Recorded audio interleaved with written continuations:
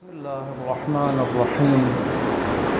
الحمد لله رب العالمين، والصلاة والسلام على أشرف الأنبياء والمرسلين وعلى آله الطيبين الأطهرين، لا سيما بقية الله في الأرضين. روحي وأرواح العالمين له الفدا، واللعنة الأبدية على أعدائهم من الآن إلى قيام يوم الدين. رب اشرح لي صدري ويسر لي أمري واحلل عقدة من لساني يفقهوا قولي. رب أدخلني مدخل صدق وأخرجني مخرج صدق واجعلني من لدنك سلطانا نصيرا. أما بعد، فقد قال الله تبارك وتعالى في كتابه المجيد وفرقانه الحميد وقوله الحق. أعوذ بالله من الشيطان الرجيم. بسم الله الرحمن الرحيم. يسألونك عن الخمر والميسر قل فيهما إثم كبير ومنافع للناس وإثمهما أكبر من نفعهما ويسألونك ماذا ينفقون قل العفو كذلك يبين الله لكم الآيات لعلكم تتفكرون في الدنيا والآخرة. ويسألونك عن اليتامى قل إصلاح لهم خير وإن تخالطوهم فإخوانكم والله يعلم المفسد من المصلح ولو شاء الله لأعنتكم إن الله عزيز حكيم. سورہ مبارک بقرہ آیت نمبر 219 اور 220.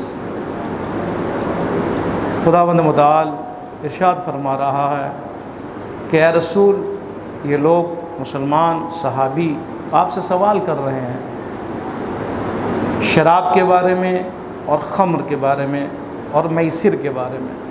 خمر یعنی شراب، میسر یعنی قمار یعنی جوا. اس سے پہلے دو جگہوں پر یسألونک کا لفظ آیا ہے. یسألونک عن الشہر الحرام قتال فیہ، آیت نمبر 218. اس سے پہلے آپ دیکھیں دوبارہ یسألونک ماذا ينفقون. بار بار دیکھیں سوال کبھی صحابیوں کی طرف سے، کبھی افراد کی طرف سے، کبھی مشرکین کی طرف سے، اور خداوند متعال وحی کے ذریعے سے جواب فرماتا ہے اور اس مشکل کو حل فرماتا ہے، سوال کا جواب دیتا ہے. لہذا سوال بہت ہے. میں اس سے پہلے عرض کیا کہ سوال جو ہے وہ علم کے لیے کنجی ہے، چابی ہے. سوال کریں گے تو علم کے دریچے کھلیں گے، علم ظاہر ہوگا، مخفی چیزیں ظاہر ہوں گی. لہذا لوگوں نے سوال کیا، رسول اللہ کو اللہ نے جواب دیا. ایک سوال آج 219 اور 220 میں 4 سوالات، ان دو آیتوں میں 4 سوالات. ایک خمر کے بارے میں، ایک میسر کے بارے میں، اور ایک انفاق کے بارے میں جو پہلے بھی ہوا ہے، لیکن وہاں پہ جواب کچھ اور تھا، بیان ہوا. یہاں پہ ڈائریکٹلی طور پر خداوند متعال جواب دے رہا ہے. اور ایک جو ہے یتیموں کے بارے میں. 4 سوالات ہیں، اس کا جواب. خمر اور میسر. خمر اس چیز کو کہا جاتا ہے کہ جو ڈھانپ لے، کسی بھی چیز کو ڈھانپ لینے کو خمر کہا جاتا ہے. لہٰذا جو عورتیں چادر پہنتی ہیں وہاں پہ بھی اس کو خمر کے لفظ کے طور پہ استعمال ہوتا ہے. خمر یا خمر، جو بھی چیز کسی کو ڈھانپ لے اسے خمر کہا جاتا ہے. شراب کو کیوں خمر کہا جاتا ہے؟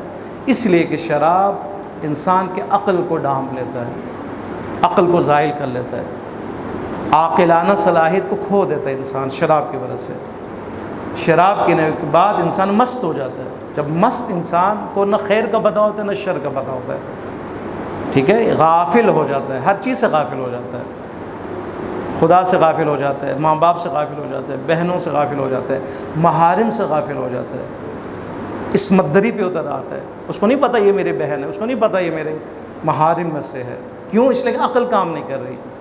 اس مائع نے ڈھانپ لیا اس کے عقل کو، ٹھیک ہے، اس کو چھپا دیا ہے۔ چھپانے کا مقصد یہ نہیں، مطلب یہ نہیں کہ عقل اب کام کرنا چھوڑ رہی ہے، عقل کا جو فنکشن ہے وہ کمزور ہو گیا، یہ ختم ہو گیا۔ کم پیے گا فنکشن کم، زیادہ پیے گا فنکشن ہی ختم، ٹھیک ہے نہیں؟ وہ انسان جس کا عقل کام نہ کرے ہو، شریعت نے بھی ان کو اجازت دی ہے، ان کے لیے تکلیف نہیں ہے کوئی شرعی طور پر، ان کے لیے نماز بھی واجب نہیں، باقی چیزیں بھی واجب، وہ افراد کے جو پاگل ہے، جن کی عقل کام نہیں کر رہی۔ لیکن وہ افراد کے جو خود اپنے آپ کو اس قابل بنا دیتے ہیں شراب کے ذریعے سے، ان کی عقل زائل ہو جائے، خداوند متعال نے اس کو منع کیا، اسی لیے حرام قرار دیا گیا ہے، شراب حرام ہے۔ یسألونک عن الخمر والمیسر، یہ لوگ سوال کرتے ہیں یا رسول اللہ، آپ سے صحابیوں نے پہنچے رسول اللہ کی خدمت میں، ظاہر جاہلیت کا دور اور فوراً صدر اسلام کا دور اور وہ زمانہ شروع ہے، اور جاہلیت میں جو گندگیاں تھیں ان میں سے کیا یہ شراب پینا تھا، جوا کھیلنا تھا، اور یہ دو عادتیں رچ بس گئی تھی۔ سب سے مشکل کام جس سے جان چھڑانا تھا اور ان کو اس سے الگ کرنا تھا، یہ شراب اور یہ قمار اور یہ جوا جس میں وہ مبتلا تھے۔ انہی کے بارے میں صحابی نے سوال کیا، ابھی تو وہ زمانہ ختم، ابھی زمانہ جاہلیت ختم، ابھی بھی لوگوں کو ذہنوں میں سوال ہے اور وہ چھوڑنے کے لیے تیار نہیں ہیں، پوچھ رہے ہیں بار بار، بتائیں کیا کریں اس کے لیے، شراب پئیں، چھوڑ دیں، کیا کریں؟ یعنی پینے کا دل کر رہا ہے، وہ عادت چھوڑنے کے لیے تیار نہیں ہے۔ خداوند متعال نے اس بری عادت کو جو رچ بس گئی تھی، جو عادت، مثلا ایک شخص جو اگر شراب کا، جو سگریٹ کا عادی ہو، ہر روز 2 ڈبیاں وہ ختم کر رہا ہو، اس کے لیے بچانا بہت مشکل ہے یہ نہیں ہے؟ تدریجاً اس کو چھوڑا جاتا ہے، 1 ڈبی سے آدھی ڈبی تک، آدھی ڈبی سے 10 سگریٹ تک، 10 سے پھر آخر میں 1، اور اس کے بعد وہ ختم۔ ظاہر استثناءات موجود ہیں، بعض لوگ ایسے بھی ہیں کہ جو فوراً چھوڑ دیتے ہیں، ان کا ارادہ بڑا پختہ ہے۔ ہم پورے معاشرے کی بات کر رہے ہیں، عام لوگوں کی بات کر رہے ہیں کہ جہاں پر یہ عادت جس کو ہے، اس کے لیے عادت کا چھوڑنا بہت مشکل ہے، تدریجاً اس کے لیے کہا جاتا ہے کہ آپ چھوڑ دیں۔ شراب اور قمار کے لیے بھی تدریجاً اس کو حرام قرار دیا گیا، خاص طور پر شراب کے لیے۔ شراب کو ایک دم حرام نہیں قرار دیا گیا، اس لیے کہ لوگوں کی عادتیں بہت جڑ پکڑ چکی تھی، چھوڑنا بڑا مشکل تھا۔ 4 مرحلوں میں خداوند متعال نے شراب کو حرام قرار دیا ہے۔ سب سے پہلے آپ دیکھیں سورہ النحل میں، سورہ النحل میں خداوند متعال نے فرمایا کہ تم کھجور اور انگور کے پھلوں سے کیا کرتے ہو؟ مسکرات لیتے ہو، مست چیزوں کو لیتے ہو، مست چیزیں بناتے ہو۔ وَرِزْقٌ حَسَنًا، یا رِزْقًا حَسَنًا، اور انہیں سے کیا کرتے ہو؟ جوس بھی پیتے ہو، ملک شیک بھی پیتے ہو۔ انگور وہی انگور، کھجور وہی کھجور، لیکن 2 کام، بعض لوگ اس سے مست کرنے والی چیزیں اس کے شراب بناتے ہیں، بعض لوگ اسے اچھی جوس وغیرہ نکال کے اس کو پیتے ہیں۔ رزقاً حسناً کے مقابلے میں لے کے ہے خدا، یہ پہلا مرحلہ ہے، ٹھیک ہے؟ ذہنوں کو تیار فرما رہا خدا، ذہنوں کو تیار فرما رہا اس حرمت کے لیے جو آخر میں خداوند متعال حرام قرار دے گا۔ پہلے فرمایا ایک رزق حسن ہے، ایک رزق غیر حسن ہے۔ رزق حسن یعنی حلال، انگور سے آپ بنا لیں لیکن شراب نہیں، کچھ اور جوس نکالیں، آپ خرمہ سے اس کا نکال لیں، رس نکالیں، آپ پی لیں، کوئی مسئلہ نہیں، یہ رزق حسن ہے۔ لیکن کیا ہوتا ہے کبھی وہ چیز اس سے نکالی جاتی ہے یا بنائی جاتی ہے جو انسان کے عقل کے لیے خطرناک ہے، وہ کیا ہے؟ شراب ہے۔ لہذا شراب سے مراد صرف نہیں ہے جو صرف انگور سے لیا جائے، ہر اس مائع کو کہا جاتا ہے کہ جو مست کر دے انسان کو، چاہے وہ انگور سے لیا گیا ہو، چاہے وہ کھجور سے لیا گیا ہو، چاہے وہ خرمے سے لیا گیا ہو، چاہے وہ کشمش سے لیا گیا ہو یا کسی اور چیز سے بنایا گیا ہو، وہ مائع، ٹھیک ہے، لیکوئڈ، کہ جس کو لیا جائے کسی بھی چیز سے جو انسان کے لیے مستی کا سبب بنے، اسے شراب کہا جاتا ہے، شراب کہا جاتا ہے۔ لہٰذا اس عادت کو چھڑوانے کے لیے پہلے بتایا کہ آپ لیتے ہو 2 چیزیں ہیں، رزق حسن ہے، رزق غیر حسن ہے، ذہنوں کو تیار کیا، ہاں رزق غیر حسن بھی ہے، اچھا مس کرنے والی، اچھا اس کا مطلب ہے یہ مس کرتی ہے یہ چیز، اچھا ٹھیک۔ اس کے بعد دوسرا مرحلہ آج کی آیت ہے 219، دوسرے مرحلے میں خداوند متعال نے فرمایا اس سوال کے جواب میں کہ خمر اور ساتھ میں سر حلال ہے یا حرام ہے؟ فرمایا قل، ان سے کہہ دو، فیہما اسم کبیر، نہیں فرمایا حرام ہے، دوسرا مرحلہ فرمائے اس میں گناہ کبیرہ، اسم کبیر ہے، اسم کبیر۔ اسم کسے کہتے ہیں؟ ہر وہ چیز جو انسان کو سست کر دے اور اس کو روک لے، پیچھے رہ جائے انسان، وہ چیز یعنی سست کرنا، پیچھے رکھنا، اس کو کہتے ہیں اسم، جس کو گناہ سے تعبیر کیا جاتا ہے۔ لہٰذا ہر وہ چیز جو انسان کو بندگی خدا میں سست کر دے اور بندی خدا سے پیچھے رکھے، روک دے، اسے کیا کہتے ہیں؟ اسم کہتے ہیں، اسم۔ ٹھیک ہے، جب بھی اب یہ لفظ آ جائے آپ کے ذہن میں آنا چاہیے، گناہ یعنی کیا مطلب، اسم یعنی گناہ، گناہ سے کیا مراد ہے، اسم سے کیا مراد ہے؟ بس ہر چیز کو جہاں پہ خداوند متعال نے گناہ قرار دی ہے، سمجھے وہاں پہ یہ مفسدہ موجود ہے، چاہے شراب ہو، چاہے جو مرضی ہو، گناہ کی جتنے قسمیں ہو اس کو آپ لے لیں، چاہے اس کا تعلق کھانے سے، چاہے وہ پینے سے ہو، چاہے جھوٹ سے ہو، اس کا تعلق غیبت سے ہو، جس سے بھی اس کا تعلق ہو، چاہے اخلاقی طور پر گناہ ہو، معنوی، چاہے وہ مادی عنوان سے گناہ ہو، جہاں پر بھی اسم ہو اور اس کے لیے گناہ کا لفظ آ جائے، سمجھے وہ چیز، وہ کام، وہ عمل کیا ہے، انسان کو بندگی میں سست کر دے گی اور اس انسان کو روک لے گی کمال تک پہنچنے سے۔ انسان پیچھے رہ جاتا ہے، بندگی سے پیچھے رہ جاتا ہے۔ اسی لیے اسم کا لفظ استعمال ہوا، نہ صرف اسم بلکہ کبیر کا لفظ استعمال ہوا، یعنی اگر کوئی شراب اور قمار اس کو استعمال کرے، عادت بنا لے، یہ چیز اور یہ عمل یعنی یہ شراب کا پینا اور جوئے کا کھیلنا انسان کو بہت زیادہ سست کر دیتا ہے حد اعلیٰ سطح پر، اور انسان کو پیچھے رکھ دیتا ہے بندگی سے۔ اسم کبیر۔ دوسرے مرحلے میں نے فرمایا کہ یہ اسم کبیر ہے، گناہ ہے، گناہ ابھی حرام نہیں کہا، گناہ کبیرہ ہے، وہ منافع للناس، ہاں اس میں لوگوں کے لیے ممکن ہے فائدہ یہ ظاہری بھی ہو، دیکھیں نا ذہن سازی ہو رہی ہے نا دوسرے مرحلے میں۔ پہلے مرحلے میں رزق حسن کے مقابلے میں لے کے آیا خدا، دوسرے مرحلے میں فرمایا اس کے لیے ممکن ہے ظاہر طور پر فائدے ہوں۔ کون سے فائدے ہیں؟ بیچنا، تجارت کرنا، مال لینا، فائدہ ہے نا، یہ کاروبار کرنا شراب کا، یا قمار، ٹھیک ہے، جوا کھیلنا، فائدہ ہے۔ قمار کو یہاں پہ میسر کا لفظ استعمال، میسر یسر سے ہے، ان مع العسر یسرا، اسی یسر سے میسر ہے جسے جوا کہا جاتا ہے، ٹھیک ہے۔ ہر مشکل کے بعد آسانی ہے، عسر مشکل کو کہا جاتا ہے، یسر آسانی کو کہا جاتا ہے، اس کو میسر کا لفظ استعمال ہوا جوئے کے لیے، میسر۔ کیوں؟ اس لیے کہ انسان جوئے کے ذریعے سے آسانی سے مال بنا لیتا ہے، تجارت کی ضرورت نہیں، کاروبار کی ضرورت نہیں، دکان پہ جانے کی ضرورت نہیں، صبح اٹھنے کی ضرورت نہیں، گیا ایک محفل جمایا اور وہاں پہ شرط لگائی، فوراً لاکھوں روپے وہ کما لیتا ہے۔ میسر آسان ہے، آسانی سے انسان جوئے کے ذریعے سے پیسے کما لیتا ہے، لیکن حرام ہے۔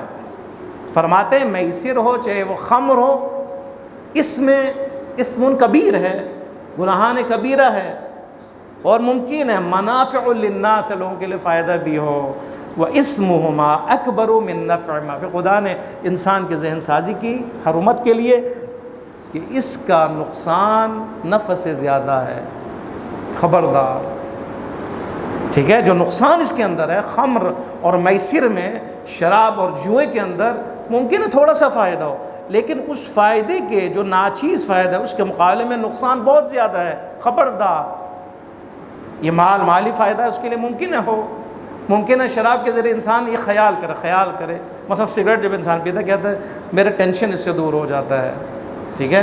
خاص طور پر کوئی مصیبت آ جائے تو سگریٹ پیتا ہے، جو عادی ہوتے ہیں آپ نے دیکھا ہوگا، کش لگاتے، کش پہ کش، کش پہ کش، ان سے کہیں کیا ہو گیا تجھے، وہ کہیں گے یار طبیعت تھوڑی خراب ہے، ٹینشن کا شکار ہوں اس لیے میں پی رہا ہوں۔ خیال یہ کر رہا ہے کہ شاید اس کے ٹینشن کو دور کرے۔ شراب میں بھی ممکن ہے انسان یہ فکر کرے، ہاں یہ میرا ہم اور غم کو ہلکا کرنے میں کیا ہے، مفید ہے، یہ خیالی ہے، ممکن ہے وہاں پہ اسی لیے کیونکہ اس کی عقل کام نہیں کرے، اس لیے اس کو فائدہ نظر آ رہا ہو، ٹھیک ہے۔ اس کا عقل جب کام نہیں کرے تو ہم اور غم اس کے لیے ہے ہی نہیں۔ مصیبت اگر آئی ہے اور وہ پی لے اور مست ہو جائے تو اس کا عقل ہی کام نہیں کر رہی نا، سوچنے کی صلاحیت ہی ختم ہو گئی ہے نا۔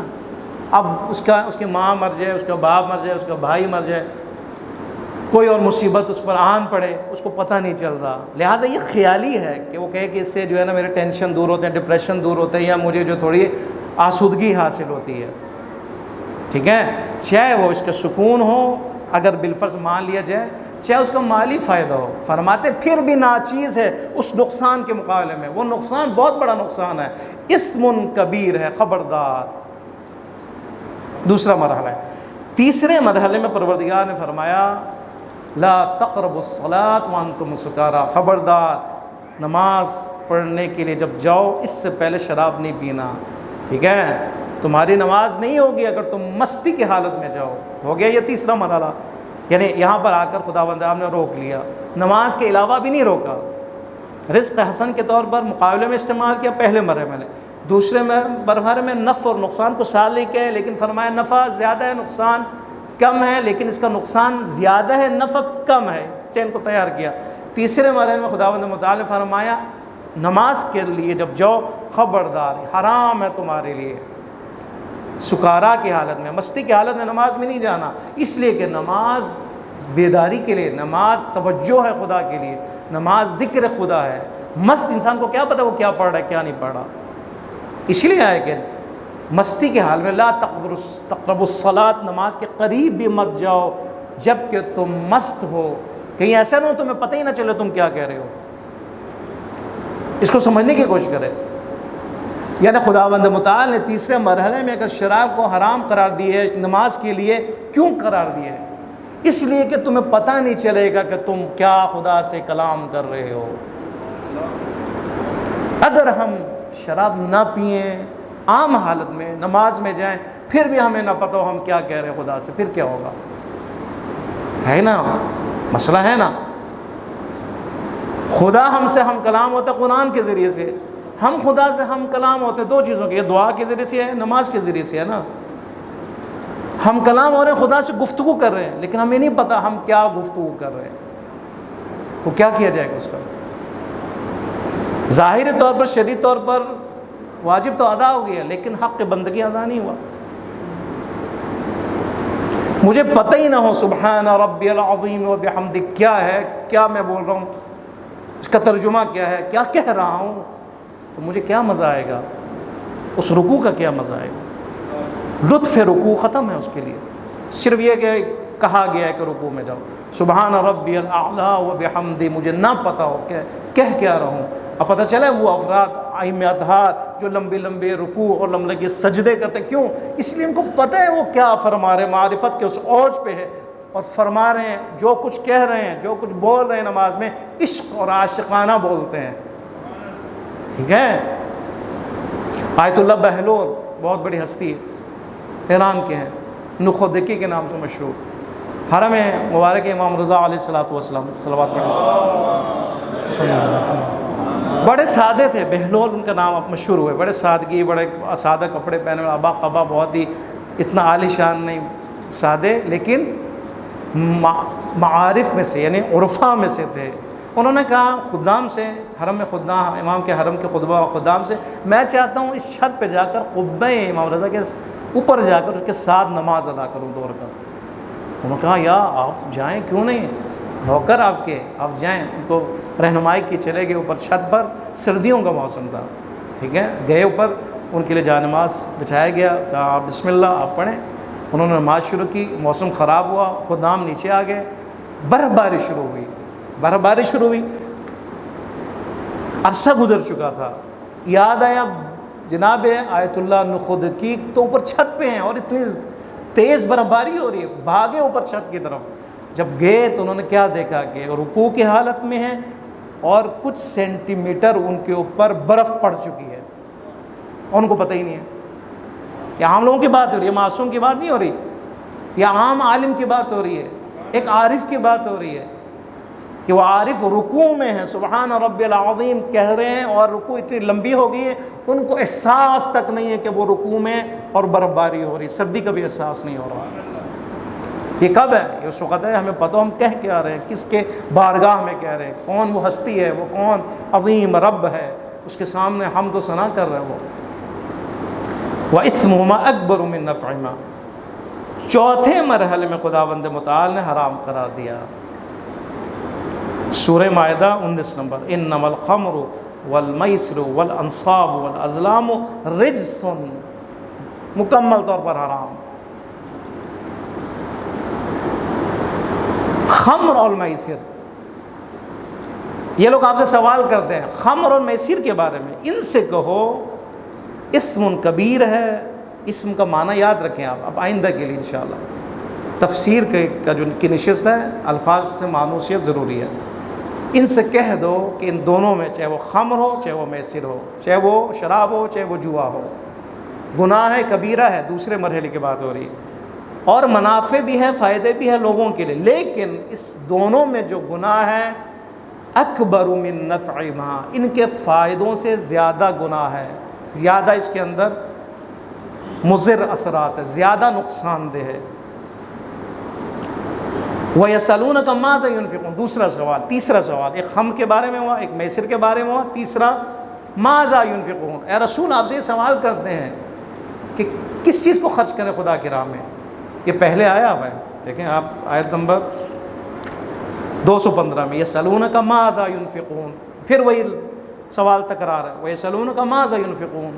وہاں پہ خداوند متعال نے جواب دیا ہے، لیکن اصل جواب نہیں دیا۔ بیان ہوا آپ کے سامنے کہ خداوند متعال نے جو جواب دیا وہ اصل جواب دیا، جو سوال میں سوال تھا وہ نہیں اس کا جواب دیا۔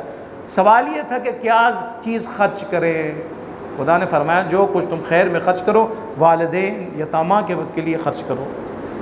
کن کے لیے خرچ کرو اس کا جواب دیا، کس چیز کو خرچ کرو یہ جواب نہیں دیا وہاں پہ، اس لیے کہ ہم نے کہا اس اہمیت کے پیش نظر کہ اصل تو سب کو پتہ ہے کہ کیا چیز خرچ کی جائے، لیکن کن کے لیے دیا جائے یہ بڑا اہم ہے۔ یہاں پہ خداوند متعال نے ڈائریکٹلی جواب اسی کا دیا ہے، کس چیز کو خرچ کریں، ماذا ينفقون، کس چیز کو خرچ کریں، قل العفو، جواب میں کیا ہے، یا رسول ان سے کہہ دیں عفو کو خرچ کرو، عفو کو خرچ کرو۔ عفو سے کیا مراد ہے، بخشش، عفو بخشش، عفو معافی، آیا یہ مراد ہے، بخشش کو خرچ کرو، یعنی انفاق عفو کرو۔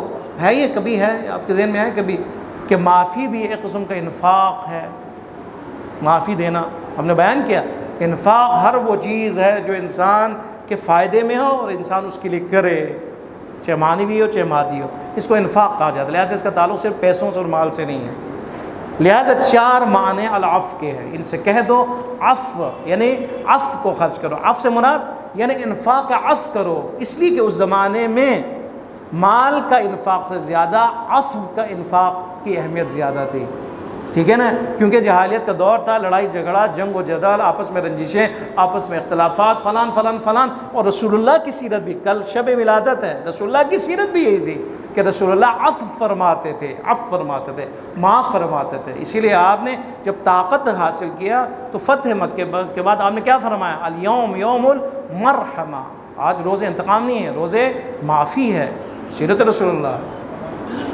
لہذا فرماتے ہیں عفو کو خرچ کرو، یعنی عفو کرو، لوگوں کو عادت بنا لو، کئی غلطی اگر کسی سے ہو جائے اس کو معاف کر دو، کسی آپ کے بھائی سے، آپ کے بہن سے، کسی سے، والدین سے، اپنے دوست سے کوئی اگر غلطی ہو جائے تو عفو کر دو۔ یا عفو کرنا بھی خرچ ہے ایک قسم کا، دوسروں کے لیے سکون کا باعث ہے۔ ایک معنی یہ عفو کا، دوسرا معنی معذات، جنہیں تفاسیر میں مفسرین نے بیان کیا ہے، چار میں سے ایک خود عفو کا معنی ہے بخشش، یعنی بخشش کرو، ٹھیک ہے، اس بخشش کے عادت ڈالو، بخش دو، یہ بھی انفاق ہے۔ دوسرا معذات، جو کچھ تمہاری ضروریات سے زیادہ ہے اس کو خرچ کرو، ٹھیک ہے، یعنی آپ اپنے بچوں کے لیے ان کے ٹیوشن فیس، ان کے اسکول، ان کے لباس، ان کے خوراک، ان کے سب کچھ، اس کے بعد جو بچ جائے، مثلا اگر 10,000 بچ جائے، اس 10,000 کو خرچ کرو۔ خدا نے یہ جواب دیا، کیا چیز خرچ کروں، وہ جو تمہارا معذات ہے، اضافی ہے، اس کو خرچ کرو خدا کی راہ میں۔ ایک معنی عفو کا بہترین چیز کو خرچ کرو، عمدہ ترین چیز کو خرچ کرو، جو تمہارے پاس ہے ان میں سے جو اچھی چیز جس کو تم پسند کرتے ہو اس کو دوسروں کے لیے خرچ کرو، یہ دوسرا۔ تیسرا معنی ایک ہے حد وسط، عفو کا کیا معنی ہے، عفو کا معنی یعنی اعتدال کے ساتھ خرچ کرو، انصاف کے ساتھ خرچ کرو، نہ تمہاری مٹھی بند ہو کہ خرچ ہی نہ کرو، نہ اتنی کھلی ہو کہ سب کچھ ختم ہو جائے، محتاج ہو جاؤ، ٹھیک ہے؟ یعنی درمیانہ راستہ اختیار کرو۔ عفو یعنی درمیانہ راستہ، پس 4 معنی ہو گئے۔ عفو کا معنی یعنی کیا چیز خرچ کرو، اس کے جواب میں خداوند متعال نے فرمایا عفو، لیکن مفسرین نے روایات کے ذریعے سے اس کا جواب دیا کہ 4 قسمیں بنتی ہیں یا 4 اس کے معنی بنتے ہیں۔ ایک خود اس کا لفظی معنی عفو یعنی بخشش، ایک اضافی چیز، ایک بہترین چیز، اور ایک کیا ہے؟ حد اعتدال میں خرچ کرو، میانہ روی اختیار کرو، خرچ میں میانہ روی ہونی چاہیے۔ وَيَسْأَلُونَكَ مَاذَا يُنْفِقُونَ قُلِ الْعَفْوَ كَذَلِكَ يُبَيِّنُ اللَّهُ لَكُمُ الْآيَاتِ لَعَلَّكُمْ تَتَفَكَّرُونَ فِي الدُّنْيَا وَالْآخِرَةِ۔ اسی طرح پروردگار عالم بیان فرماتے ہیں تمہارے لیے نشانیوں کو، اس لیے کہ تم فکر کرو۔ پھر اگلی آیت شروع ہو جاتی ہے، کس میں فکر کرو؟ فی الدنیا والآخرہ، دنیا و آخرت کے بارے میں فکر کرو، ٹھیک ہے؟ تشبیہ دی ہے، یعنی موضوع کیا ہے؟ موضوع حلال اور حرام کی بات ہو رہی ہے، شراب اور قمار کی بات ہو رہی ہے کہ یہ حرام ہے تمہارے لیے۔ ایک دم خداوند متعال فرمایا، اسی طرح خداوند متعال اپنی آیتوں کو پیش کرتا ہے کہ تم فکر کرو دنیا اور آخرت میں۔ یعنی کیا مطلب؟ یعنی پروردگار عالم نے جو حلال حرام قرار دیا یہ اللہ کی نشانیوں میں سے ہے، ٹھیک ہے؟ یعنی اگر حکم تشریعی ہو یا حکم تکوینی ہو، یہ دونوں خدا کی نشانیوں میں سے ہے، تاکہ تم فکر کو دنیا و آخرت میں، دنیا و آخرت میں فکر کرو، کہ دنیا و آخرت میں یعنی دنیا اور آخرت کو ساتھ فکر کرو، یہ نہ ہو کہ صرف دنیا کے فکر میں لگا رہو، نہیں، یا صرف آخرت کے فکر میں رہو، دونوں کو ساتھ رکھنا ہے، دنیا بھی آخرت بھی، دنیا کے بارے میں فکر، آخرت میں فکر۔ صرف دنیا کے بارے میں فکر ہو دنیا دار بن جاؤ گے، دنیا پرست بن جاؤ گے، صرف آخرت میں اگر فکر کرو تو رہبانیت کا شکار ہو جاؤ گے، معاشرے سے کٹ جاؤ گے، بیوی بچوں سے کٹ جاؤ گے، شادی سے کٹ جاؤ گے، جس طرح عیسائیت میں مسیحیت میں ہے، جو رہبان ان کے جو علماء ہوتے ہیں شادی نہیں کرتے، کہتے ہیں شادی ہمارے لیے جائز ہی نہیں ہے، کیونکہ شادی ایک کیا ہے، ایک دنیاوی چیز ہے۔ نہیں، دنیا آخرت دونوں ساتھ، دنیا آخرت ساتھ ہے، دونوں، دنیا میں رہنا ہے، آخرت کے لیے ہم نے کرنا ہے، ٹھیک ہے؟ نہیں، دنیا میں ہم نے رہنا ہے اور دنیا کو پانا بھی ہے، دنیا کو سمیٹنا بھی ہے، دنیا کو لینا بھی ہے، اور باعزت طریقے سے لینا ہے، بے محتاج انسان ہو۔ اور اسی دنیا میں انسان دیکھے خداوند متعال نے اگر خمر کے بارے میں اس کو حرام قرار دیا ہے، اگر قمار کو حرام قرار دیا ہے تو کسی مفسدے کی وجہ سے قرار دیا ہے تاکہ ہماری آخرت بنے، ٹھیک ہے؟ تاکہ ہماری آخرت بنے، یعنی فکر کرے، اگر کوئی حلال کا حکم دے فکر کرے، الحمدللہ کہے، اس میں کیا ہے؟ مصلحت ہے، ہمارا فائدہ ہے، ہماری باڈی، ہمارے جسم کے لیے، ہمارے ذہن کے لیے فائدہ ہے۔ اگر خداوند متعال نے اگر شراب کو حرام قرار دیا ہے تو مفسدہ ہے، ہمارے لیے مضر ہے، ہمارے عقل کے لیے نقصان دہ ہے۔ شکر خدا کر کے، خدایا تو کتنا عظیم ہے کہ تو نے بچا لیا ہے، ٹھیک ہے؟ ہمارے عقل کو محفوظ کیا ہے، ہمارے عقل کی حفاظت کے لیے تو نے حکم جاری کیا، آرڈر جاری کیے، نہیں کیے کہ نہ پیو، خبردار۔ اب یہاں پہ انسان نہ کرے، پریشان تو نہ ہونا، خدا کے مقابلے میں کھڑا نہ ہو کہ خدا یہ کیا کیا ہے، میں تو پینا چاہتا ہوں، دنیا پیتی ہے تو میں کیا نہیں پیوں، نہیں۔ لعلکم تتفکرون فی الدنیا والآخرہ۔ اسی طرح خداوند متعال اپنی نشانیوں کو بیان فرماتا ہے، احکام کو بیان فرماتا ہے، چاہے وہ حلال کے ساتھ ہو، چاہے حرام کے ساتھ ہو، تشریعی ہو، چاہے وہ تکوینی ہو، تاکہ ہم اس میں فکر کریں۔ کہاں فکر کریں؟ کس بارے میں فکر کریں؟ دنیا اور آخرت کے بارے میں فکر کریں کہ میں دنیا میں ہوں اور صرف دنیا میں خدا نے حرام قرار دیا ہے، اور حرام کیوں قرار دیا ہے؟ تاکہ میری آخرت سنور جائے۔ وَيَسْأَلُونَكَ عَنِ الْيَتَامَى، آخری سوال، یہ لوگ سوال کرتے ہیں یا رسول اللہ یتیموں کے بارے میں۔ خوب یتیموں کا میں کیا سوال ہو سکتا ہے؟ سوال یہاں پہ نہیں، صرف یہ بیان ہوا ہے یتیموں کے بارے میں آپ سے سوال کرتے ہیں، مفسرین نے بیان کیا۔ اب ظاہر بہت احتیاط کرتے تھے لوگ، باپ نہیں ہے، چھوٹا بچہ ہے، 3 سال 4 سال کا بچہ ہے، اس کا مال مثلا ان کے پاس ہے، کیا کیا جائے؟ کیا کیا جائے اس مال کو اپنے اکاؤنٹ میں ڈال سکتا ہوں، اپنے پاس رکھ سکتا ہوں؟ احتیاط کرتے تھے، کہیں نہ ہو کہ مکس ہو جائے، کہیں نہ ہو کہ اس کا مال کھایا جائے، کہیں نہ ہو کہ اس کا حق ضائع ہو جائے، لہٰذا کیا کہتے تھے؟ یتیم کو دھتکارتے تھے، مال کو الگ کرتے تھے، کھانے میں بھی اس کو شامل نہیں کرتے تھے، ٹھیک ہے، کیونکہ اس کا مال اسی سے خرچ کرتے تھے، اس کے پلیٹ میں ڈالتے تھے، وہ کھاتا تھا، بچتا تھا رکھتے تھے، خراب ہوتا پھینکتے تھے، ٹھیک ہے، بچ جائے تو اس کو واپس دے دیتے، یعنی احتیاط کرتے تھے بہت زیادہ۔ سوال ہو کیا اتنی احتیاط ضروری ہے؟ اس سے کیا ہوتا ہے؟ یتیم جو ہے وہ کیا ہو جائے، اس کی حوصلہ پستی ہوتی ہے، ٹھیک ہے نہیں ہے؟ میرا جو سرپرست ہے وہ کیا کر رہا ہے میرے ساتھ، سب کے سے الگ کر رہا ہے، مجھے جو دھتکار رہا ہے، میرے مال کو الگ کر رہا ہے، ساتھ بٹھا نہیں رہا، دسترخوان پہ ساتھ نہیں۔ اس لیے سوال ہوا کہ یتیموں کے بارے میں آیا یہ جائز ہے، کرنا چاہیے، اتنی سختی صحیح ہے؟ فرمائے نہیں، اتنی سختی صحیح نہیں ہے۔ قل، ان سے کہہ دو، اصلاح لہم خیر، اگر تمہاری نیت اصلاح ہے، اصلاح، اس یتیم کی اصلاح ہے، اس کے پیسوں کی اصلاح ہے، پیسوں کی حفاظت، اصلاح یعنی اسلامی یعنی افساد کے مقابلے میں خراب کرنا، یعنی اگر اس کو آپ خرابی سے بچانا چاہتے ہیں، اس کے مال کو بچانا چاہتے ہیں، نیت آپ کی صحیح ہے، کرپشن نہیں ہے نیت میں، نیت مال یتیم کو کھانا نہیں ہے، اصلاح اگر ہے تو کیوں اتنی سختی میں ہو، اور اس کو اتنی سختی میں کیوں رکھا ہوا ہے؟ اس کا مال اپنے ساتھ رکھو، اس کو اپنے ساتھ بٹھاؤ، اس کا حصہ اس کو دو، اس کا مال اگر مخلوط ہو جائے اپنے اکاؤنٹ میں رکھو، کوئی مسئلہ نہیں۔ دیکھیں، اصلاح لہم خیر، اگر تمہاری نیت ان کا اصلاح ہے، افساد نہیں ہے، کرپشن نہیں ہے، حق کھانا نہیں ہے، اصلاح بہتر ہے، ذہنی اصلاح کرے، فکری اصلاح کرے، اس کے مالی اصلاح کرے، مال کی حفاظت کرے، ٹھیک ہے، اپنے ساتھ بیٹھیں، اپنے ساتھ رکھیں، اپنے مال میں اس کا مال رکھ لیں، لیکن حساب و کتاب صحیح رکھیں۔ وَإِن تُخَالِطُوهُمْ فَإِخْوَانُهُمْ، اگر ان کا مال مخلوط ہو جائے تمہارے مال سے تو یاد رکھو وہ بھی تو تمہارا بھائی ہے نا، کوئی مسئلہ نہیں ہے، فَإِخْوَانُهُمْ تمہارا بھائی ہے، کوئی مسئلہ، دشمن تو نہیں ہے تمہارا۔ یتیم ہو گیا تو اس کا مطلب ہے دشمن ہو گیا نہیں، وہ ابھی بھی کیا ہے، تمہارا بھائی ہے، یتیم ہے، بس یتیم ہے نا، سرپرستی اس کی چلی گئی ہے، تم سرپرست بنو اور سرپرست بن کر اس کی اصلاح کرو، اصلاح کے لیے بے شک تمہارا مال اور اس کا مال مخلوط ہو جائے کوئی مسئلہ نہیں، اس کو ساتھ بٹھانے میں کوئی حرج نہیں، ساتھ کھلانے میں کوئی حرج نہیں، ایک جیسا ماحول دینے میں کوئی حرج نہیں۔ واللہ یعلم المفسد من المصلح، اور یاد رکھو کہ خداوند متعال علم رکھتا ہے کون فساد کرنے والا ہے، کون اصلاح کرنے والا ہے، خدا کو علم ہے، ٹھیک ہے، اگر آپ مکس کریں اور کھائیں پھر بھی خدا کو علم ہے، اصلاح کریں اور اس کے دیکھ بھال کریں اور آپ بے شک مخلوط کریں لیکن حساب و کتاب اپنے پاس رکھیں پھر بھی خدا کو علم ہے۔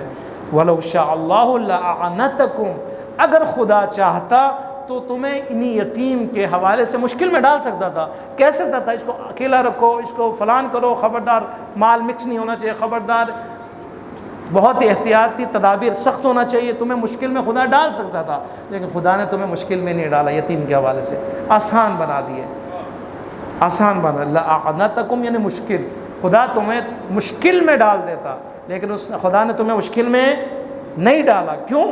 ان اللہ عزیز حکیم، کیونکہ وہ خدا عزیز ہے اور حکمت والا ہے، اگر اس نے ایسا آسان حکم دیا ہے، سختی سے ہمیں نکالا ہے یتیموں کے بارے میں، تو وہ خدا کیا ہے؟ حکیم ہے۔ اگر اس کو ہم اوپر والے آیت سے مرائیں، وہ خدا عزیز ہے، یعنی اس کے حکم کو کوئی ٹال نہیں سکتا، اس کو بدلوا نہیں سکتا، حکیم ہے، حکیم ہے یعنی حکمت رکھتا ہے، حکمت کے تقاضے کے مطابق، مصلحت اور مفسدے کے مطابق قمار کو حرام کر دیا، شراب کو حرام کر دیا، اور اسی کے تحت خداوند متعال نے یتیم کے مال کو محفوظ کیا ہے، لیکن ساتھ ساتھ اصلاح کا بھی حکم دیا اور ساتھ ساتھ پروردگار عالم نے خیال رکھنے کا بھی حکم دیا۔ یہ ہماری 2 آیتوں کا، جس میں 4 سوالات ہوئے اور 4 سوالوں کا جواب دیا، اور یہ ظاہراً بہت ہی اہم ٹاپک تھا اور اس میں آپ نے بہت سی چیزیں وہ حاصل کی ہیں۔ اسم کا معنی آپ کو پتہ چلا، خمر کا معنی آپ کو پتہ چلا، اور اسی طرح اس کو کے جو مراحل تھے خمر کے بارے میں، اس کے 4 مراحل بیان ہوئے، اور اسی طرح خداوند متعال نے شراب اور ان دونوں کے نفع اور نقصان کو مقایسہ کیا اور فرمایا نقصان میں زیادہ ہے اس کے اندر، نفع کم ہے، اسی لیے آگے جا کر خداوند متعال نے سورہ مائدہ کے 90 آیت میں اس کو مکمل طور پر حرام قرار دیا۔ لہٰذا اگر کسی کی عادت کو بدلنا چاہیں، چاہے ہماری اولاد کوئی بھی ہو، تدریجاً اس کو بدلیں، ٹھیک ہے؟ اگر کوئی نماز بے نماز ہے فوراً نہ کہیں آج ہو جی نماز شب، وہ نماز ظہر نہیں پڑھا آپ اس کو نماز شب کی پابندی ہوتا ہے۔ ہمارے بعض پروگراموں میں ہم نے دیکھا کہ بعض لوگ آئے، کوئی پروگرام یہاں پہ رکھا ہوا تھا، انہوں نے نماز شب کی تلقین کی ہے۔ بندے خدا، نماز شب وہ تو بات کا مرحلہ ہے، پنجگانہ نماز تو پہلے ان کو پڑھوائیں، فلسفے نماز تو ان کو بتائیں، نماز کی اہمیت تو بتائیں، ترجمہ نماز تو ان کو پتہ ہو، ان کی بندگی کا جو احساس تو ان کو دلائیں، پھر جا کر خود بخود نماز شب جو وہ خود پڑھیں گے۔ تدریجاً ہونا چاہیے، تدریجاً معارف کی طرف جائے۔ تو یہ خداوند متعال نے ہمیں یہ طریقہ بتایا ان آیات کے اندر کہ ہر چیز تدریجاً ہے، ایک دم نہیں ہے، ورنہ اس سے جو ہے نا الٹا اثر پڑتا ہے۔ خداوند متعال کی بارگاہ میں دعا کرتے ہیں پروردگار عالم بحق محمد و آل محمد، پروردگار ہمارے اس قلیل سی بات کو قبول فرما۔